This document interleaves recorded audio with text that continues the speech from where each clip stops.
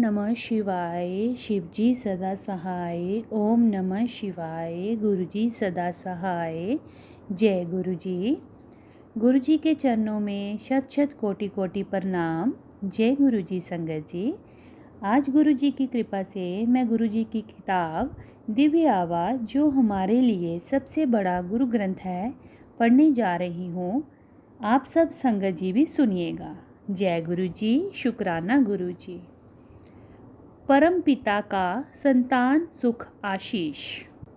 सर्वप्रथम जून 1998 में मुझे गुरुजी के दर्शन का सौभाग्य प्राप्त हुआ।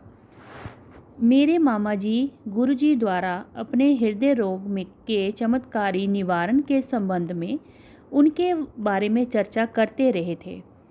मेरे मामा जी को उनके हृदय रोग विशेषज्ञ ने अति शीघ्र बाईपास शल्य क्रिया का सुझाव दिया था। अपने आप को मानसिक रूप से तत्पर कर वे गुरुजी का आशीर्वाद लेने गए। गुरुजी ने अपने पास बिठाकर उनको अपने पांव दबाने को कहा। फिर उनसे उनके स्वास्थ्य के बारे में प्रश्न किया। मामा जी ने उन्हें उत्तर दिया और प्रस्थान करने की आज्ञा मांगते हुए उनसे होने वाली शल्य क्रिया की सफलता के लिए कृपा बनाए रखने का आग्रह किया। गुरुजी बोले कि उन्होंने उनका बाईपास कर दिया है। ये मामा जी जैसे श्रद्धालुओं के लिए विश्वास करना कठिन था, पर उन्हें प्रसन्नता थी कि गुरुजी ने उन्हें धन्य कर दिया था। अगले दिन प्रातः मामा जी प्रवेश पूर्व परीक्षणों के लिए चिकित्सालय गए। परिणाम के अनुसार उनका हृदय ठीक से कार्य कर रहा था। हृदय रोग विशेषज्ञ के निष्कर्ष के अनुसार उनकी अच्छी निद्रा के कारण परिणाम सही थे। उन्होंने मामा जी को एक अन्य प्रयोगशाला से निरीक्षण कराने को कहा। पुनः जब वही फल आए तो चिकित्सक अचंभे में पड़ गए। तब मामा जी ने पूर्व रात गुरुजी का प्रसंग सुनाया तो चिकित्सक को गुरुजी के दिव्य हस्तक्षेप पर चुप्पी साधने के अतिरिक्त कोई और स्पष्टीकरण नहीं सूझा। यद्यपि अब मेरे गुरुजी के प्रभाव के बारे में ज्ञान था। उन दिनों श्रीनगर में रहने के कारण उनके दर्शन नहीं कर पाया। मैं दिल्ली थोड़े समय के लिए कार्यवश ही आता था। सौभाग्य से अगली बार जब मैं दिल्ली आया तो मामा जी ने शुभ समाचार दिया कि गुरुजी दिल्ली में ही हैं और हम उनसे मिल सकते हैं। उसी संध्या को हम एम्पायर एस्टेट गए। हमारे पहुंचने तक बहुत देर हो गई थी। लंगर का अंतिम चक्र चल रहा था और गुरुजी कुछ देर के लिए अपने कक्ष में चले गए थे। हम लंगर समाप्त करने के बाद संगत में बैठे थे जब गुरुजी अपने कक्ष से बाहर आए। गुरुजी के प्रथम दर्शन काला कुर्ता धारण किए सभागृह में प्रभावशाली, निरअहंकारी और मनोहर चाल से चलते हुए आज भी मेरे मनस पटल पर अंकित है।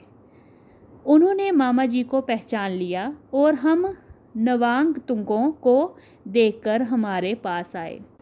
उन्होंने मामा जी को हमारा परिचय कराने को कहा और महरौली गुड़गांव मार्ग पर दी रेंच नामक एक कृषि भवन में अपने जन्म दिवस पर आने को कहकर हमें प्रस्थान करने की आज्ञा दे दी। प्रथम दिवस और परीक्षा काल। संयोग से अगले दिन दिल्ली में अपने कार्यालय पहुंचने पर मुझे अस्थायी काल के लिए वापस श्रीनगर जाने को कहा गया। वहां पर कार्यरत एक नवीन अधिकारी से कुछ चूक हो गई थी और एक ग्राहक ने उच्च क्षेत्रीय कार्यालय में असंतोष प्रकट किया था। गुरुजी ने उनके जन्मदिवस के अवसर पर उनके दर्शन न हो पाने की निराशा के साथ मैं श्रीनगर लौट गया। मुझे सौंपे गए कार्य में सफल होने का विश्वास था, क्योंकि मुझे गुरुजी के दर्शन और आशीष दोनों प्राप्त हो चुके थे। मुझे ज्ञात था कि सब कुछ गुरुजी की इच्छा अनुसार ही होगा। कठिन परिस्थितियों में मैं श्रीनगर और अवंतीपुर में कार्य संभालता रहा। वे ग्राहक अत्यधिक अपेक्षा रखता था और अपने अभियोग सिद्ध करने के लिए हमसे बहुत कार्य करवाता था। संभवतः इससे पूर्व मैं ये कार्य ना कर पाता, पर इस बार अंतर था। मेरे पास एक आश्रय था और कठिन काल में मैं उनको याद करता था। अंततः 1 मास के उपरांत उस ग्राहक ने मुझे अपने कार्यालय में बुलाया। उसने मेरे समक्ष ही क्षेत्रीय कार्यालय में फ़ोन किया और मेरे द्वारा दी गई उच्च स्तरीय सेवाओं की अति प्रशंसा करी। उसने अपना अभियोग भी वापस ले लिया और मुझे प्रशंसा पत्र भी दिया। मुझे पता था कि इसका कर्ता कौन है। गुरुजी के पुनः दर्शन हेतु ही उत्सुकता सहित मैं दिल्ली वापस आ गया। मेरे परिवार के सदस्य गुरुजी के जन्म दिवस आयोजन पर गए थे और नियमित रूप से एम्पायर स्टेट भी जाते रहे थे। उन्होंने गुरुजी के जन्म दिवस पर उपस्थित सभी सहस्रों श्रद्धालुओं और उन भक्तों के बारे में बताया जिनकी गुरुजी ने सहायता करी थी। मैंने सोचा, क्या वे हमें संतान सुख का आशीष देंगे? विवाह के 7 वर्ष बीतने पर भी हम संतान सुख से वंचित थे। चिकित्सक, प्रार्थना और उपाय सब असफल रहे थे। मेरे मामा जी ने गुरुजी का आशीर्वाद लेने का सुझाव दिया। उन्होंने अपने एक ठेकेदार मित्र का प्रसंग भी सुनाया। "ਤੁਹਾਨੂੰ बच्चे लभेंगे, भज जा।" मामा जी के उन मित्र को विवाह के 16 वर्ष उपरांत भी कोई संतान ना होने पर गुरुजी का आशीर्वाद प्राप्त हुआ था। गुरुजी ने उन्हें बोला, पुत्र भी दिते, धी भी दिती, और इसी साल। ये अविश्वसनीय प्रतीत हो रहा था, किंतु गुरुजी के सत्य वचनानुसार उनकी पत्नी ने 31 दिसंबर को एक साथ 3 बच्चों को जन्म दिया, 2 पुत्र और 1 कन्या।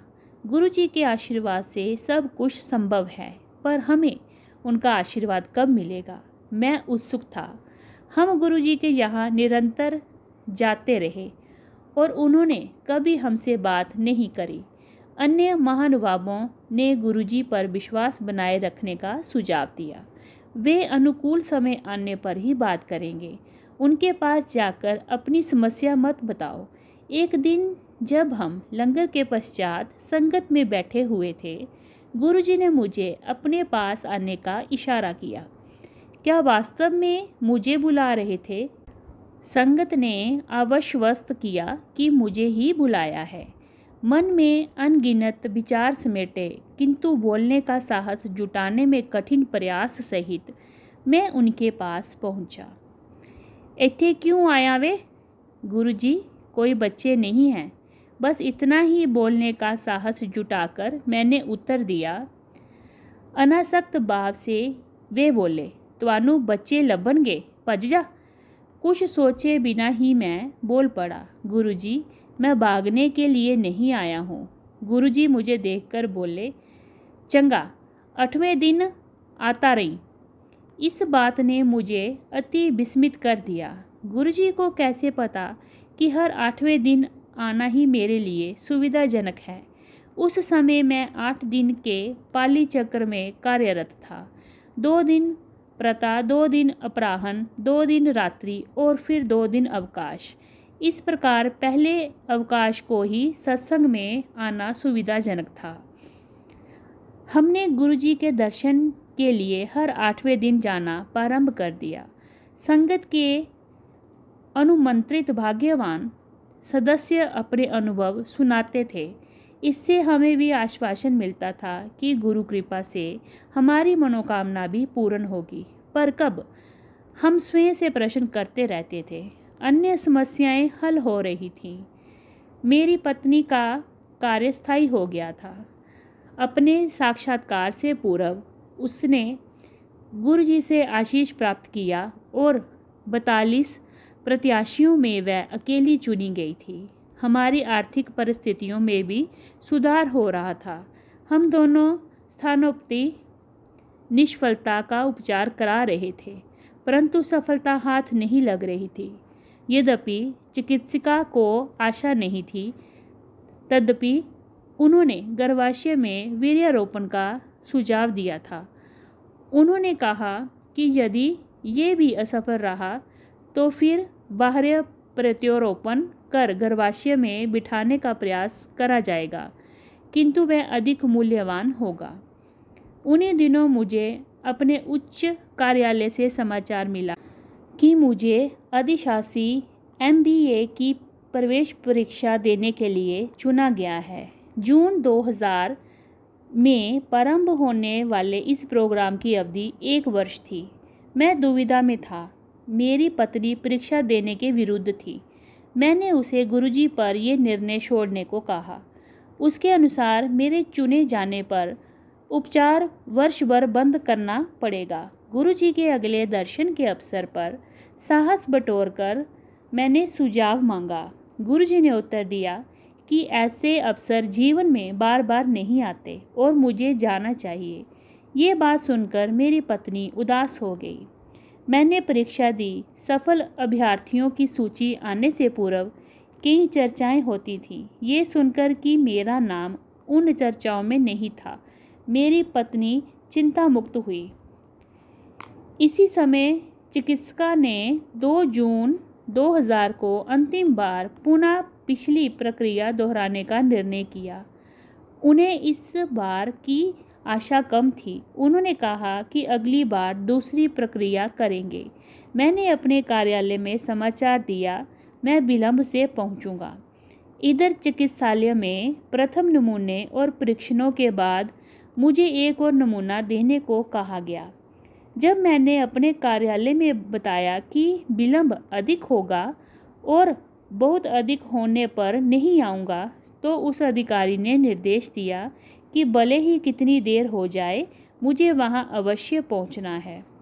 यहाँ पर कार्य समाप्त होने पर और अपनी पत्नी के सुरक्षित घर पहुंचने का प्रबंध कर जब मैं अपने कार्यालय पहुंचा तो मुझे MBA में अपने चयन का समाचार मिला। स्वीकृति देने के लिए 3 दिन का समय था।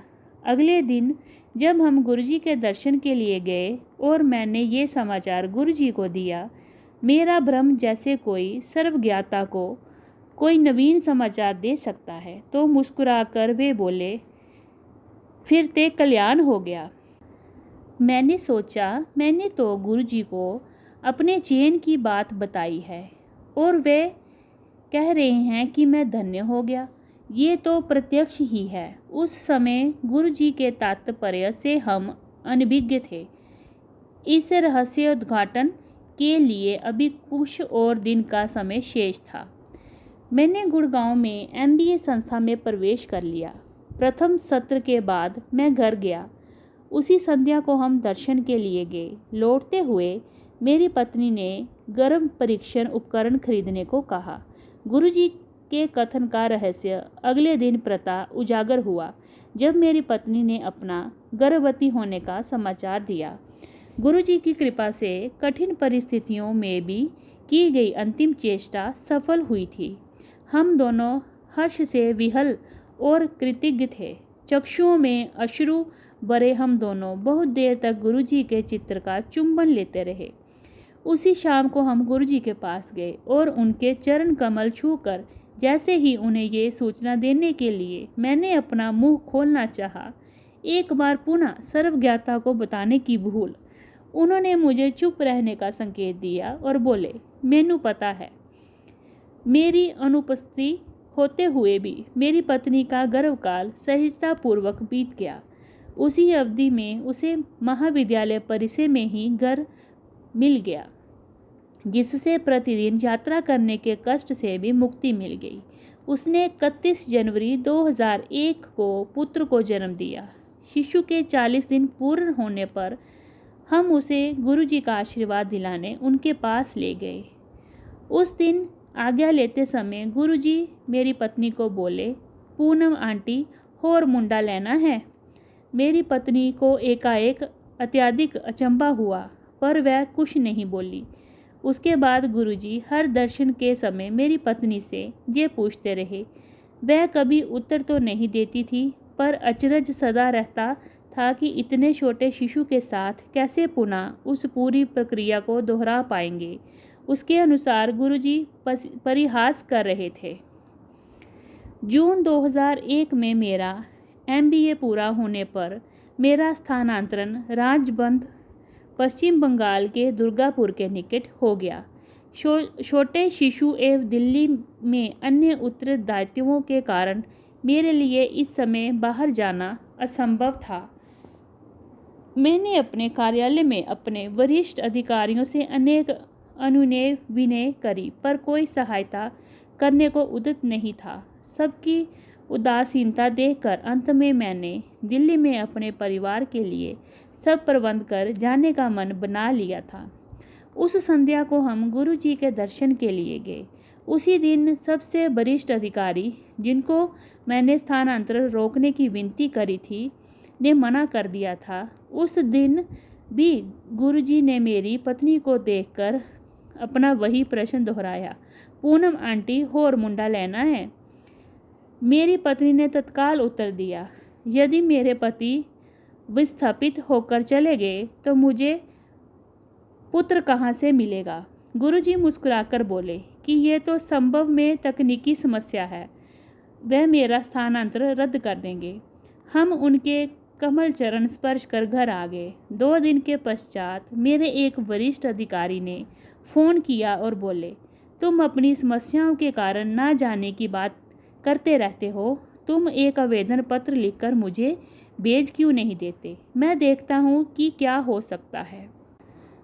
मुझे उनके मन में इस विचार की उत्पत्ति के कारण का पता था। उसके पश्चात गुरुजी के जन्म दिवस 7 जुलाई 2001 से मैंने पुनः कार्यालय में काम प्रारंभ कर दिया। तब मैं दिल्ली 2 वर्ष और रहा। गुरुजी उसके बाद भी मेरी पत्नी से निरंतर वही प्रश्न करते रहे।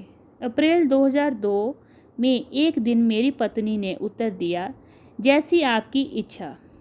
अगले दिन ही गर्भ परीक्षण के सफल परिणाम निकले। इस बार ये बिना किसी चिकित्सा पद्धति के संभव हुआ था। गर्भकाल की अवधि में एक बार मेरी पत्नी ने मुझसे कहा कि इस बार कन्या होनी चाहिए और गुरुजी से इस बारे में निवेदन करेंगी।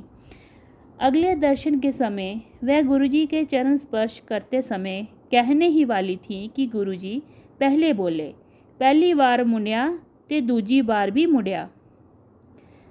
उसे अपना उत्तर मिल गया था और उसने 1 दिसंबर 2002 को पुनः पुत्र को जन्म दिया। गुरुजी ने दूसरे पुत्र का नामकरण इच्छुक किया। हमारी दूसरी उत्पत्ति के बाद एक दिन गुरुजी ने मेरी पत्नी से प्रश्न किया कि क्या वह PhD करने का विचार कर रही है। उसने उत्तर दिया कि 2 बच्चों के साथ पठन पाठन का कार्य अति कठिन है। गुरुजी ने अपना सुझाव दोहराया और बोले, पता है PhD दा की मतलब होता है? पागल होने दा डर। इस सुझाव के कारण हमें देर में तब जाकर स्पष्ट हुआ जब मेरा स्थानांतरण मुंबई हो गया। मेरी पत्नी मेरे साथ PhD आरंभ कर लंबा अवकाश लेने की अवस्था में ही मेरे साथ रह रही थी। अपने अंतरण पत्र लेकर मैं गुरुजी का आशीष लेने गया और उन्हें अपने स्थानांतरण के बारे में बताया। उन्होंने मुझे जाने की आज्ञा दे दी। प्रथम वर्ष मैं मुंबई में अकेला रहा। इस अवधि में कुछ बार हम गुरुजी के दर्शन के लिए आए। एक ऐसे ही अवसर पर गुरुजी ने कहा कि मैं अपने परिवार को साथ ले जाऊं, नहीं तो वह एक और पुत्र दे देंगे। हमें संदेश मिल गया और पत्नी ने PhD के लिए आवेदन दे दिया। गुरुजी की दया से बहुत कम समय अवधि में सब औपचारिकताएं भी पूर्ण हो गईं। फलस्वरूप मेरा परिवार मुंबई आ गया। यहाँ पर ये बताना अनुपयुक्त नहीं होगा कि मेरे पिता के एक मित्र, जो एक निपुण ज्योतिषी भी हैं, ने मुझे बताया था कि मेरी पहली संतान 41 वर्ष की आयु में होगी। उनकी भविष्यवाणी के अनुसार मुझे 2 कन्याओं के बाद ही पुत्र होगा। इनसे ज्योतिष में संभवतः कभी गलती नहीं हुई थी। मैंने जब उनसे प्रश्न किया कि कैसे गुरुजी के आशीर्वाद से हमें पहली संतान 37 वर्ष की आयु में हुई और दूसरी 39 वर्ष की, तो वे कैसे चूक कर गए। उन्होंने उत्तर दिया कि ईश्वर द्वारा लिखा हुआ भाग्य ही ज्योतिष से पता लगता है, किंतु गुरुजी जैसे महापुरुष जो मानव रूप में ही परमपिता हैं, भाग्य पुनः लिखने की क्षमता रखते हैं। अतः इसमें कोई शंका नहीं होनी चाहिए कि हमारे प्रारब्ध कर्म को बदलने वाले स्वयं भगवान के अतिरिक्त कोई और नहीं हो सकते। दुर्घटना से रक्षा। सितंबर 1999 में हम अपने वाहन से शिमला गए थे। अपनी दिवास्वप्न की आदत के कारण मैं कभी भी अच्छा चालक नहीं रहा हूँ। शिमला से लौटते हुए हमने रात चंडीगढ़ में बिताई। अगले दिन प्रातः हमें चंडीगढ़ से निकलने में देर हो गई थी और ये बात मुझे नहीं भा रही थी। अतः मैं कार आवश्यकता से अधिक तीव्र गति से चला रहा था। अंबाला और करनाल के मध्य यातायात अवरोध था। हमारे आगे एक माटी प्रवर्तक जा रहा था और हमारे पीछे भी बहुत गाड़ियां थीं। मैं आगे जाने को आतुर था, परंतु प्रवर्तक के विशाल आकार के कारण आगे की दृष्टि अवरुद्ध थी और मार्ग के दूसरी तरफ का भाग निर्माण कार्य के लिए बंद था। अतः दोनों ओर का यातायात इसी तरफ से आ रहा था। मेरी पत्नी मेरे साथ ही अपने नेत्र बंद कर अपने छोटे से वॉकवैन में शब्द सुनती हुई आगे बैठी हुई थी। वह प्रवर्तक अत्यंत धीमी गति से जा रहा था। काफ़ी देर उसके पीछे धीमी गति में चलते रहने के कारण मैं अपना संयम खो बैठा और मैंने अपनी कार की गति बढ़ाकर उससे आगे निकलने की चेष्टा करी। जैसे ही मैं उसके समानांतर पहुंचा, मुझे सामने से आता हुआ यातायात दिखाई दिया। सामने से अत्यंत तीव्र गति से एक और प्रवर्तक हमारी दिशा में भागा चला आ रहा था। उसमें और हमारी कार में कुछ ही मीटर की दूरी शेष थी और दोनों प्रवर्तकों के आगे के हिस्से में कुछ इंचों का ही अंतर था। कार के आते हुए प्रवर्तक से चिथड़े उड़ते हुए के बचार और दोनों के कर्मचारियों का चिल्लाना सुनकर मेरे शरीर में कंपकंपी छूट गई। मेरी पत्नी ने अपनी आंखें खोली, मुझे देखा और हम दोनों को गुरुजी को याद करने के अतिरिक्त और कुछ नहीं सूझा। एकदम मुझे अपनी दाहिनी ओर के मार्ग में बने हुए विभाजक में एक टूटी हुई दीवार दिखाई दी और मैंने अपनी कार तेजी से उस दिशा में घुमा ली। गुरुजी के अतिरिक्त और कौन हमें इस प्रकार से जीवन दान दे सकता था। फरवरी 2000 में मैं रात्रि से प्रातः तक की पाली में विमानपत्तन पर कार्यरत था।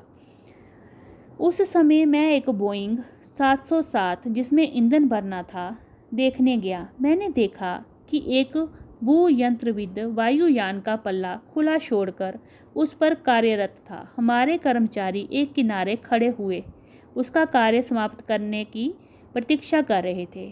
प्रश्न करने पर उसने उत्तर दिया कि अभी बहुत कार्य शेष है और वह अकेला ही था। इंजन के पल्ले को सुरक्षित रखने वाली भुजा भी काम नहीं कर रही थी और उसे वह सीढ़ी पर टिका कर रखे हुए था। मैंने उसकी बात सुनकर उससे इंजन भरवाने का कार्य प्रारंभ करवाकर अपने कार्य करते रहने की विनती की। उसने मान लिया और कहा कि हम इंजन वर्क यंत्र पर पहुँचे और वह भी शीघ्र वहाँ पहुँच जाएगा। जैसे ही मैं वहाँ से मुड़ा, उसने मेरे से अदृश्य सीढ़ी पर अपनी मुद्रा बदली और उसी समय वह सीढ़ी पर अटका कर रखा हुआ पल्ला नीचे गिरने लगा। मेरी दृष्टि अत्यंत तीव्र गति से गिरते हुए पल्ले पर पड़ी और मैंने तुरंत गुरुजी को याद किया। पल्ला जोर से मेरे मस्तक पर आकर लगा और वहाँ से रक्तस्राव होने लगा। मैं चेतन अवस्था में था। मुझे विमानपत्तन पर चिकित्सक के पास ले जाया गया और उसने कहा कि ईश्वर ने मेरी रक्षा की है। 1 सेंटीमीटर भी ऊपर या नीचे चोट लगने पर वह घातक होती। इस बार भी मुझे पता था कि कौन से ईश्वर ने मेरी रक्षा की है। जलमग्न मुंबई में 26 जुलाई 2005 को जब मुंबई जल प्लावित हुई, मैं कार्यालय में था। कुछ कर्मचारी रेल सुविधाओं से अस्त व्यस्त होने के बेस से पहले निकल चुके थे। चूंकि मुझे कार्य समाप्त करना था, मैं प्रतिदिन की भांति बाहर निकला। उस समय तक जो कर्मचारी पहले निकले थे लौटने लगे, क्योंकि रेल सेवाएं बंद हो चुकी थीं। उस दिन मैंने कार से यात्रा करी थी। मैं दुविधा में था कि रुकूं या घर पहुंचने का प्रयास करूं। उसी समय एक सहकर्मी ने कहा कि उनका पुत्र अपने विद्यालय, जो घर के मार्ग में था, में रुका हुआ है और उसे लेना है। ये बात सुनकर मैंने निर्णय ले लिया। मैंने गुरुजी को याद किया और हम उस विद्यालय के लिए निकल पड़े। जैसे ही हमने बाहर निकलने का प्रयास किया, कार्यालय के एक बंद द्वार के सामने एक कार दुरवस्था में रुकी हुई थी। हम दूसरे द्वार से बाहर निकले। सब मार्ग जलमग्न थे और वाहन चलाना बहुत कठिन हो रहा था। पूरी राह जल और अवरुद्ध यातायात की चुनौतियों का सामना करते हुए हम 2 घंटे में उस विद्यालय तक पहुंच सके। क्योंकि विद्यालय की सभी बसें बंद थीं, सब विद्यार्थियों को वहीं पर रात्रि में रुकने की योजना बनाई जा चुकी थी। चूँकि मेरे सहकर्मी का पुत्र अपने सहपाठियों के साथ प्रसन्न था और हमारा घर तक पहुंचना अनिश्चित था, उन्होंने उसके वहीं पर रहने का अनुमोदन कर दिया। हम दोनों ने घर पहुंचने के प्रयास का निश्चय किया और चल पड़े। थोड़ी दूर जाने पर जल स्तर इतना बढ़ गया कि हमारा घर पहुंचना या कार्यालय तक लौटना असंभव था। अतः मैंने उसी ऊंचे स्थान पर, जहां पर अपने सहकर्मी के विद्यालय में जाने पर कार खड़ी करी थी, कार खड़ी कर रात वहीं पर गुजारने का निश्चय किया। मैंने घर पर समाचार दे दिया कि घर पहुंचना संभव नहीं है। हमने रात्रि कार में ही बिताई। अगले दिन जैसे जैसे जल स्तर कम होता गया और धीमे धीमे कार चलाकर शाम तक घर पहुंचा। घर पहुंचने पर पता लगा कि वहां पर सब कारें पानी में डूब गईं। ऐसी अवस्था में हो गई थी कि अत्यधिक धन व्यय करने पर भी उनका जीर्णोद्धार संभव था। यही दशा कार्यालय में खड़ी हुई कारों की भी हुई थी। समाचारों में इस घटना की चर्चा करते हुए ये भी बताया गया कि अधिक जल स्तर और यातायात रुके होने के कारण कई को राह में रात के लिए रुककर अपने वाहनों में सोना पड़ा। जल के और बढ़ने पर जो अपनी कारों के द्वार या खिड़कियां खोलकर बाहर नहीं आ सके, उनकी मृत्यु हो गई। परंतु ना मुझे ना ही कार को कोई हानि हुई। ये सब इस कारण कि चलने से पहले मैंने गुरुजी को याद कर लिया था। केवल गुरुजी की कृपा मुझे उस रात बचा सकती थी और वह बनी रही। महासमाधि के बाद भी उनकी कृपा है। फरवरी 2007 में जब मैं दिल्ली आया था, गुरुजी के दर्शन के लिए गया था। जब मैं उनसे आज्ञा लेने के लिए झुका, वह बोले, तू दिल्ली वापस आ गया है? मैंने उत्तर दिया, नहीं गुरुजी, हल्ले ते बॉम्बे ही हूँ। गुरुजी ने एक और वक्त की ओर इशारा किया और वह उससे पूछ रहे थे, पर यह मेरे लिए संदेश था। मैं समझ गया था कि गुरुजी किस प्रकार अपने भक्तों की इच्छा पूर्ति करते हैं। मार्च 2007 के अंत तक दिल्ली के लिए स्थानांतरण आदेश आ गए। 1 मास पश्चात मैंने दिल्ली कार्यालय में कार्य करना आरंभ कर दिया और 26 मई को मेरा परिवार भी दिल्ली आ गया। सौभाग्य से एक दिन पश्चात उनके दर्शन भी हो गए। 31 मई को उनके शरीर छोड़ने के निर्णय को सुनकर मैं ध्वस्त हो गया। बड़े मंदिर से लौटते हुए मेरे मन में अनेक विचार उभर रहे थे। ऐसे कई अवसर थे जब गुरुजी ने हमें धन्य किया था और अनेक अवसरों पर हमें वह दिया था जिसके हम योग्य नहीं थे। अब क्या होगा? अब कौन हमारा ध्यान रखेगा? यद्यपि इन प्रश्नों का मेरे पास कोई उत्तर नहीं था, किंतु जिन्होंने सदा हमारी आवश्यकताओं, शंकाओं और प्रार्थनाओं का उत्तर दिया था, उनके पास हमारा भी समाधान है। ये मुझे कुछ दिनों के बाद पता लगा था। वर्ष 2005 से मैं अंतर निगम उद्यमय प्रतियोगिता, इंटर कॉर्पोरेशन बिजनेस कंपटीशन में भाग लेता रहा था। इस वर्ष 2007 में क्षेत्रीय प्रतियोगिता दिल्ली में 1 से 2 जून को आयोजित थी। गुरुजी की महासमाधि के उपरांत मुझे लगा कि ये अपना सर्वस्व देना संभव नहीं होगा। मैंने अपने साथियों को फ़ोन करके कहा कि मैं अत्यधिक क्षीण हो रहा हूँ और वह मेरे ऊपर निर्भर ना रहें। मेरे एक साथी ने मुझे सांत्वना दी, गुरु अपने शिष्यों को कभी नहीं छोड़ते, शरीर त्यागने के बाद भी नहीं। शोक संतप्त होने के कारण मैंने उस पर विश्वास नहीं किया। जैसे तैसे हमारा दल पहले 4 दौर पार कर गया। अंतिम चक्र में हमने कुछ विपत्तिपूर्ण निर्णय लिए जिससे हम अंतिम निर्णायक चरण में प्रवेश कर सके। परिणाम घोषित हुए तो उनमें हमारा नाम नहीं था। मैंने अपनी जेब से गुरुजी का चित्र निकाला और कह पड़ा, अब यही होना था। आपके रहते हुए बात कुछ और ही थी। जैसे मैं गुरुजी का मुस्कुराहट भरा मुख देख रहा था, मेरे एक साथी ने आकर बताया कि हमारे उत्तर कंप्यूटर में ठीक से नहीं डाले गए थे। हमने आयोजकों को जाकर उनकी अशुद्धि बताई। संशोधन के पश्चात हम अंतिम चरण में पहुंच गए। उसके बाद सफलता हमारे साथ बनी रही। 6 जून 2007 को राष्ट्रीय प्रतियोगिता में हम द्वितीय स्थान पर रहे और तत्पश्चात सितंबर में आयोजित एशिया पैसिफिक प्रतियोगिता में भी द्वितीय स्थान प्राप्त किया।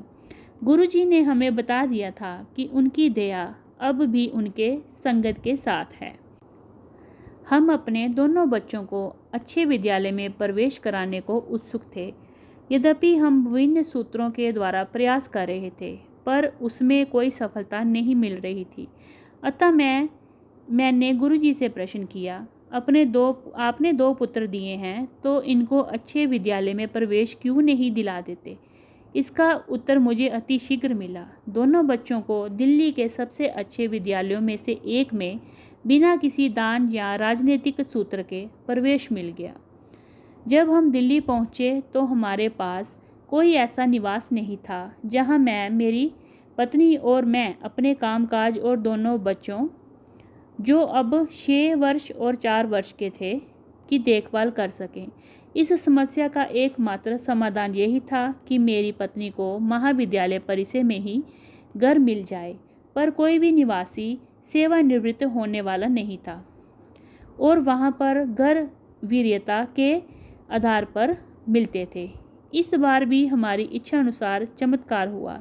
एक शिक्षक जिनके पुत्र को अपने विद्यालय से दूर होने के कारण कठिनाई का सामना करना पड़ता था, ने अपना घर खाली कर दिया। आश्चर्यजनक रूप से वरीयता में उच्च आवेदकों में से किसी ने उस घर के लिए आवेदन नहीं दिया, अतः मेरी पत्नी को वे घर मिल गया। गुरुजी के अन्यथा और कौन संगत के सदस्यों की सुविधा अनुसार ऐसे चमत्कार कर सकता है। मैंने परमपिता गुरुजी के साथ अपने अनुभवों को बहुत सारांश में लिखा है। मैं ये हार्दिक कृतज्ञता और आदर से यहीं समाप्त करता हूँ। ओम श्री गुरु देवाय नमः।